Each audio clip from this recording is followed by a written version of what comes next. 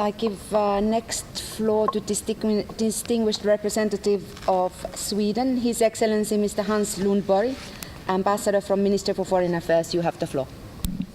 Thank you very much, Madam Chair. Thank you. And firstly, I want to congratulate Germany for winning the gold medal in soccer team. So it was a good fight, and I'm a little bit tired today because of the late. Thank you very much for that. Sweden has been and will continue to be a very strong supporter of the Hyogo framework for action. Sweden supports the current process for developing the post-2015 framework for disaster risk reduction, and we encourage the development and the future implementation of the new framework. Also, a concerted effort by the European Union would provide a solid input in the coming work.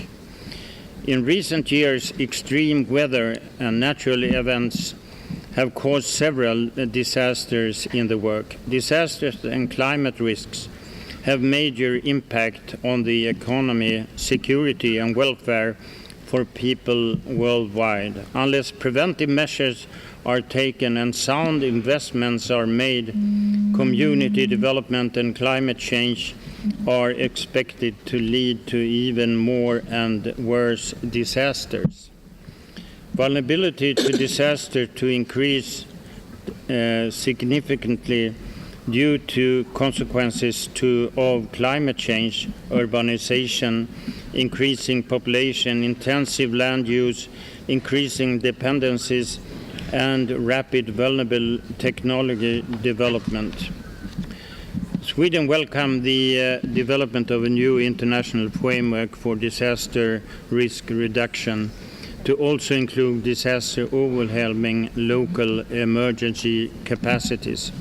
We agree with the idea that the new framework will build on the success of the existing framework in order to offer coherent, long-term and action-oriented, and I really want to stress the word action-oriented way to address future challenges, and would like to highlight the importance of coordinating and alignment the new framework for disaster risk reduction for Sustainable Development Goals and the climate agenda.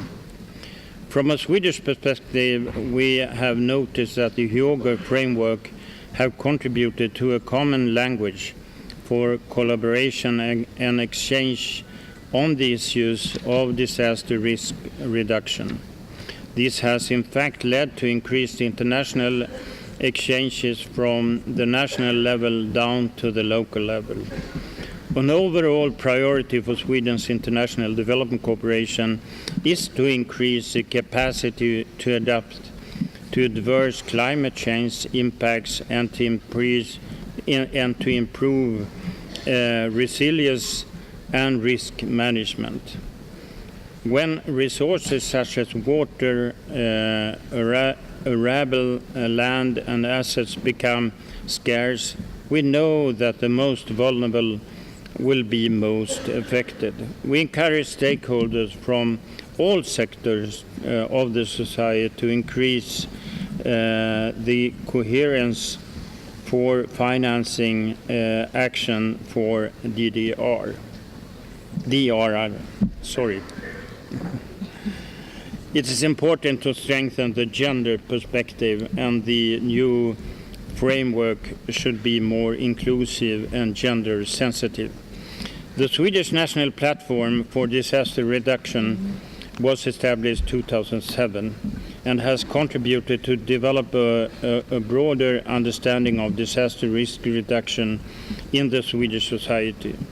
The national platform also improved the cooperation between national authorities, other stakeholders, and especially the local level. The HFA has contributed to more international exchanges in many ways, between cities and countries, across sectors, and disciplines between researchers, practitioners, NGOs, private sectors, and government representatives. This is indeed one of the great assets of existing framework. Sweden also welcomes the link between the HFA and recently adopted the EU legislation on civil protection, which emphasizes preventive measures. National platforms should have a prominent position in the new framework as a hub to coordinate national activities and actions, and as such support efforts made in implementing national standards and policies on a local level. Sweden is in favor of a framework that will continue to promote, to primarily focus on prevention and reduction of risks, which includes underlying risk drivers, vulnerability, and exposure from effects of natural hazards. In this work, it is important to take into account the impact of effects of changing climate. It's open and flexible in order to help protecting the natural environment and communities in longer terms.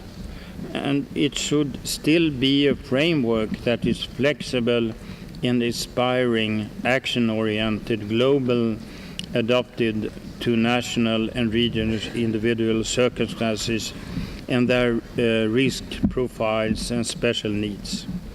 And it gives careful consideration to the work of the UN Development Agenda Post-15, as well as the climate negotiation. Sweden is committed to continue to be an active partner within ISDR system, helping to achieve these outcomes in the next years to come. And I just want to add the question about big world conferences that we have had and I experienced during many, many years, and that we are politicizing so much. And I hope really that this process will lead not to a politicizing and where we have questions about different regional groups against each other, but rather look into the question of how do we reach concrete results in order to manage risk reduction in disasters. Thank you. I thank you, Ambassador Lundborg. Thank you very much, for your wise words. Also, in the end of your statement,